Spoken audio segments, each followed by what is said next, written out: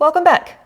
By the end of this video, you will be able to compare two molecules and be able to tell if they are enantiomers, diastereomers, identical compounds, or constitutional isomers. You will be able to recognize meso compounds, and you will know what the 2 to the power of n rule is for calculating the maximum possible number of stereoisomers. Isomers are molecules that are different from each other but have the exact same molecular formula. That's it. But we have two main categories of isomers. First is constitutional isomers. These have the same molecular formula, but they differ in the ways that the atoms are connected to each other. If you are using a molecular model to convert from one constitutional isomer to another, at a bare minimum, what is going to need to happen is that atoms or groups will trade places. And when they trade places, their connectivity will change, meaning they will trade places between different atoms. So the bromine in green and the hydrogen in yellow traded places to make a new constitutional isomer. You can also just take it all apart and put it together any way possible. The second type of isomer is stereoisomers. Stereoisomers have the same molecular formulas as each other. They have the same connectivities as each other, but they differ in the 3D arrangement around specific atoms. So if you have a molecular model and you want to convert from one stereoisomer to another, the atoms or groups that trade places are going to be connected to the same atom before and after. So the green bromine and this yellow hydrogen were connected to this black carbon both before and afterwards. So these are all called 4-bromo-3-chloro-cyclopentene. However, they are not all the same because the 3D stereochemistry is different around those carbons that are attached to the bromines and chlorines. We also have two different types of stereoisomers. First are enantiomers. Enantiomers are a pair of molecules that are non-superimposable mirror images. So quick, which hand is this? Is it my right hand or my left hand? You can tell that it's my right hand because my hands are mirror images of each other that are not the same. This is what a pair of enantiomers are like. There are molecules that are mirror images, but they are not the same. So the way you would recognize a pair of enantiomers is that every single chiral center is in the opposite configuration. So if you have two chiral centers and they are RR, the enantiomer, they'd need to be SS.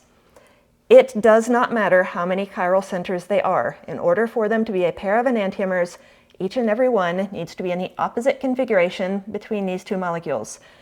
If you have 100 chiral centers and only 99 of them are in the opposite configuration, they are not enantiomers. They are diastereomers. So diastereomers are our second type of stereoisomer. They have the same molecular formula, the same connectivity, but they differ in their 3D arrangement in space in a different way than a pair of enantiomers would. So with a pair of diastereomers, at least one of the chiral centers is in the same configuration, and at least one of the chiral centers is in a different configuration. It doesn't really matter what ratio they are in, but some of the chiral centers are the same, some of them are different. So unlike enantiomers, a pair of diastereomers can have different chemical and physical properties. They can have different melting points, different boiling points. They can have different reaction rates. They can have different NMR spectra. These are significantly different from each other. If you need to classify two molecules, don't guess at their relationship. Ask yourself these questions. So question 1, do they have the same molecular formula?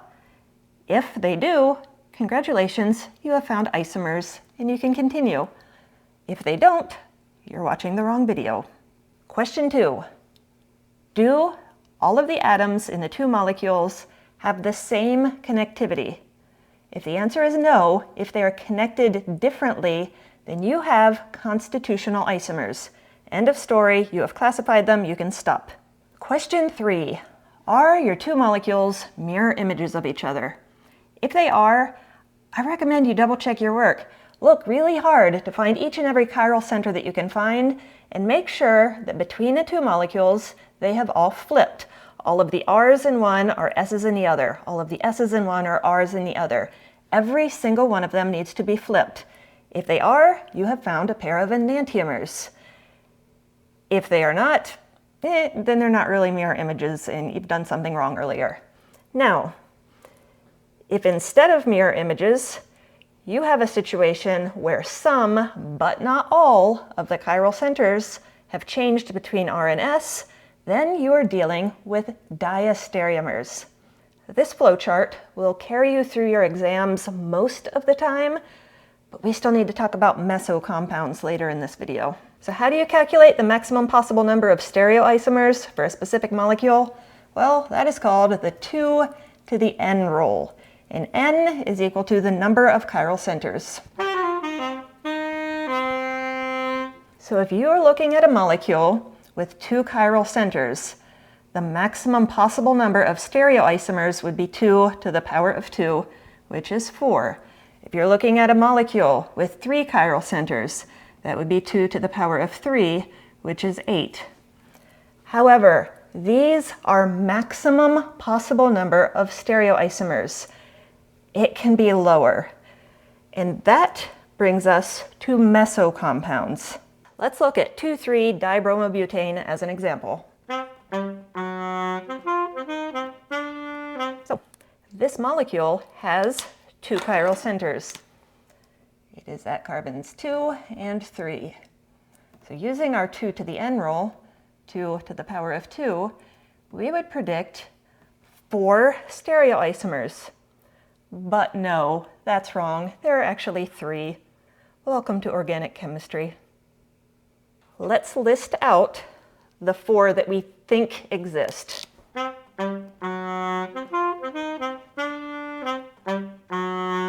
So, both R, both S, R and then S, S and then R.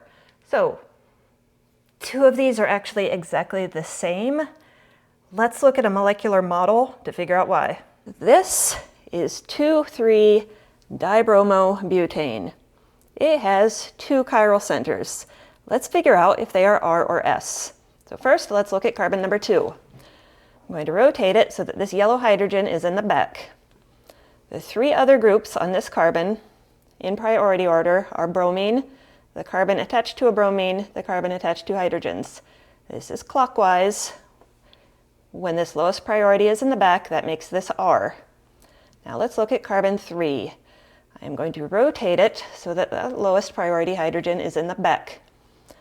This is priority 1, this is 2, this is 3, this is counterclockwise, so this is S. That means that this molecule is 2R, 3S dibromobutane.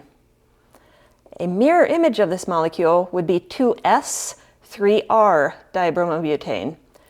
Normally, that mirror image would give us an enantiomer. But do you want to know an easier way to convert this to that mirror image? Yeah, you just rotate it. Now, we have, if carbon number 2 is on the left, this is 2S, this is 3R. So they're the same. The reason is symmetry. This molecule has an internal plane of symmetry at the bond between carbons 2 and 3. 1/2 of this molecule is a reflection of the other half. This is what cancels out chirality. This molecule has internal reflection. So this is called a meso compound.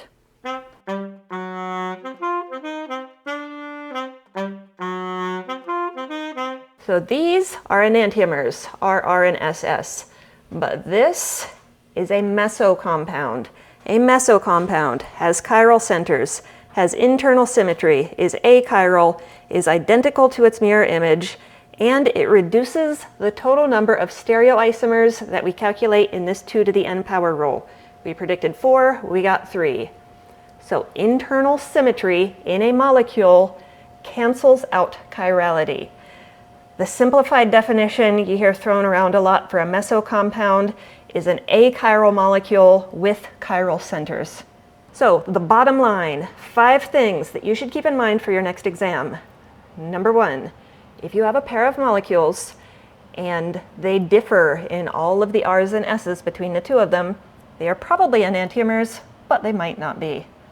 Number 2, it is possible to have a molecule with chiral centers that is an achiral molecule. Number 3, check to see if the molecule has internal symmetry to help you with points 1 and 2. 4, 2 to the n power rule gives you the maximum possible number of stereoisomers. It can never be a higher number than that, but it might be lower. And 5, let's say you're taking a timed exam. It's 1 or 2 hours, it's 20 or more questions, and you're being asked for the actual number of stereoisomers, and you calculate something high, like 128. The answer is probably 128, because when you're under a time crunch, I don't think anyone in their right minds is actually expecting you to draw out 128 structures to see if any of them are the same. I would reserve the search for meso compounds to be when you only have 2 or 3 chiral centers. So next up, I'm going to show you the way in which I approach a problem where I need to find the actual number of stereoisomers when meso compounds are involved. Thanks for watching Chemistry in a Nutshell. If you feel that I've earned it, like this video, share it with all your friends.